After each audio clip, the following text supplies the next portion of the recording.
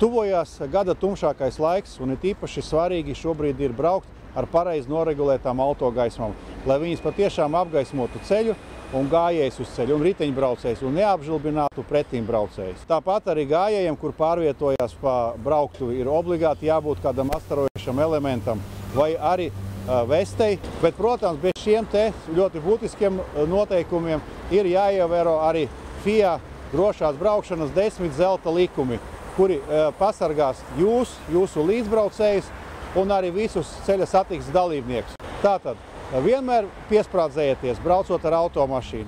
Ievērot ceļa satiksmes noteikumus, jo tie ir rakstīti ar asinīm. Rūpējieties pie bērniem, kuri tiek pārvadāti ar automašīnu. Vienmēr lietojiet bērnu sēdeklīti un vienmēr viņu piesprādzējiet. Brauciet atbildīgi, nelietojiet ne alkoholu pie stūres, ne psihotropās vielas. Esiet uzmanīgi, lietojot telefonu, izmantojiet brīvroku sistēmu, bet vislabāk vispār nerunāt, braucot vienlaicīgi. Vienmēr pārbaudiet riepas, izbraucot, vai ir spiediens atbilstošs, vai nav kāda riepa nolaidusi, vai riepas protektors ir atbilstošs gada laikām. Ziemā virs 3 mm, vismaz vasarā virs 2 mm. Kad esat uz 2 riteņiem, vienmēr lietojiet ķiveri, jo dzelži nepasargās jūsu galvu kritiena gadījumā.